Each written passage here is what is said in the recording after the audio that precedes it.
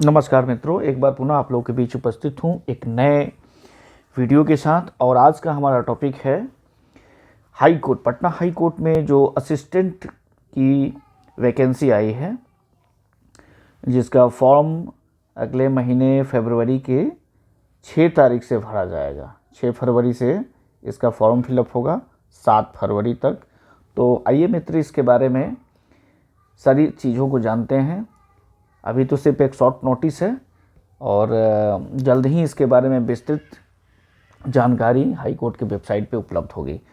तो पिछले 2 परीक्षाओं में को आधार मानते हुए क्या इसका सिलेबस रहेगा, सिलेक्शन प्रोसीड्योर क्या है, और भी जितने भी इसमें एसेंशियल चीज़ें हैं उसके बारे में हम लोग जानते हैं। तो आगे बढ़ने से पहले एक बार पुनः आप लोगों से मैं रिक्वेस्ट करूँगा कि अभी तक जो भी मित्र चैनल पर नए हैं कृपया करके वो लाइक कर लें, सब्सक्राइब करें और शेयर करें और अपना कमेंट्स ज़रूर दें।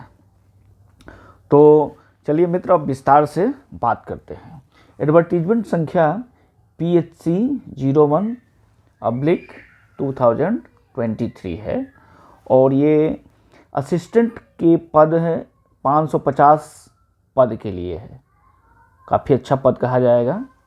और असिस्टेंट ये ग्रुप बी का पोस्ट है। इसका मतलब ये है कि डायरेक्ट आप लेवल 7 में जाएंगे। लेवल 7 में मतलब अगर 6 पे कमीशन की बात करें तो 4600 ग्रेड पे में जाएंगे। और लेवल 7 पे कमीशन में है। बेसिक पे इतना से लेके इतना तक है। अच्छा, बहुत अच्छा माना जाएगा कि सिर्फ एक परीक्षा से आप लेवल 7 के पद को धारण कर सकते हैं। क्वालिफ़िकेशन की बात करें मित्र तो इसका क्वालिफ़िकेशन सिंपल ग्रेजुएशन है। किसी भी डिसिप्लिन में आपको ग्रेजुएशन होना चाहिए, किसी भी रिकॉग्नाइज्ड यूनिवर्सिटी से, इंडिया की किसी भी यूनिवर्सिटी से। इसके साथ साथ आपको डिप्लोमा और सर्टिफिकेट कोर्स में कम से कम 6 महीने का कंप्यूटर एप्लीकेशन में आपको एक सर्टिफिकेट होना चाहिए किसी भी रिकॉग्नाइज्ड इंस्टीट्यूशन से। तो ये भी एक ज़रूरी है। सबसे महत्वपूर्ण बात कट ऑफ डेट की है।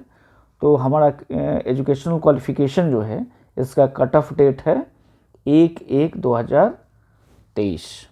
1/1/2023 तक आपको ग्रेजुएशन होना चाहिए। और यही कट ऑफ डेट आपके एज लिमिट के भी संबंध में है कि 1/1/2023 को आपको मिनिमम 18 साल और मैक्सिमम 37 साल इसके बीच का होना चाहिए।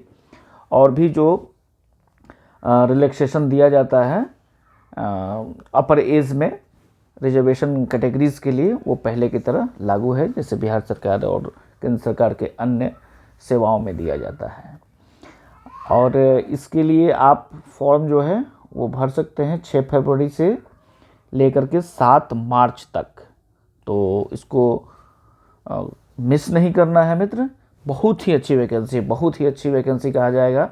पटना हाई कोर्ट की है। पटना शहर में आपको रहना है। वहाँ के जो हाउस रेंट है उसको अवेल करेंगे आप, सिटी अलाउंस को अवेल करेंगे, अन्य कई तरह के फैसिलिटीज़ इसमें प्रोवाइड की जाती है।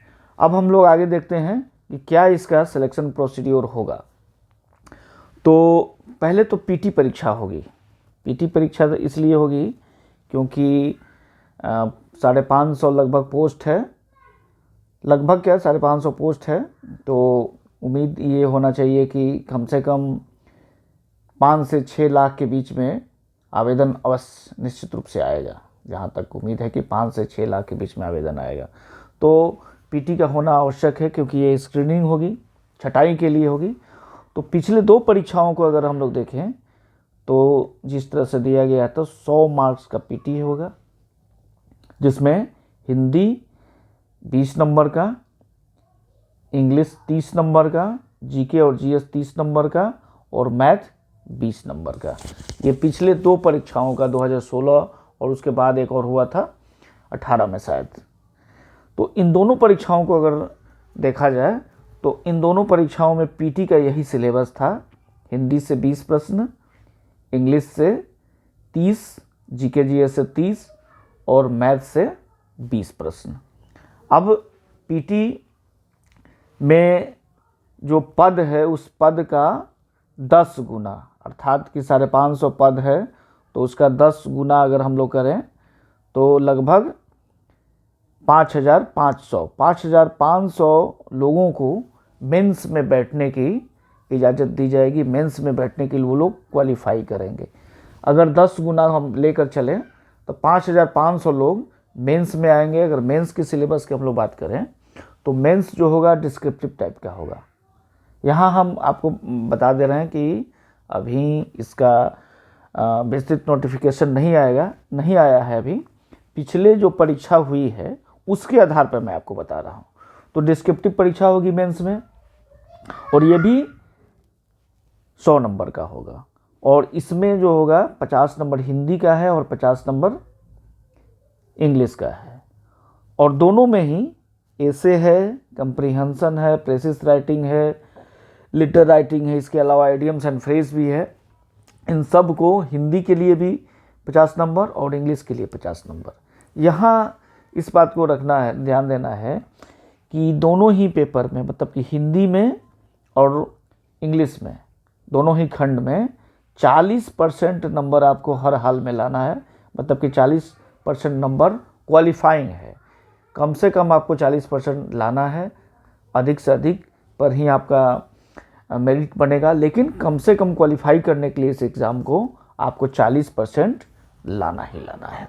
अब मेंस में आपको बैठे 5,500 लोग, तो इसमें से फिर जो पद का 2.5 गुना है, पद हमारा है 550, तो इस पद के 550 पद के अगर 2.5 गुना को हम लेकर चलें तो लगभग 1200 से 1300 के बीच में होगा।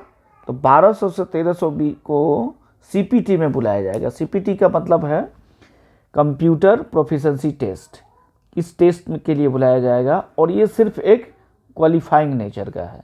मतलब ये कि जो 1200-1300 लोग होंगे उसमें से उन्हीं को फिर इंटरव्यू के लिए भी बुलाया जाएगा। और इंटरव्यू और मेंस दोनों को मिलाकर आपका मेरिट लिस्ट बनेगा। पिछले 2 परीक्षाओं को अगर हम लोग दृष्टिगत करें तो यही प्रोसेस को पालन किया गया था। तो आपको ये वीडियो कैसा लगा अपने कमेंट्स में ज़रूर बताएंगे। और आपके लिए एक बहुत ही सुनहरा अवसर है, इस अवसर को आप खोइए नहीं। मेरी शुभकामनाएं आपके साथ हैं। चैनल पर बने रहें। बहुत बहुत धन्यवाद।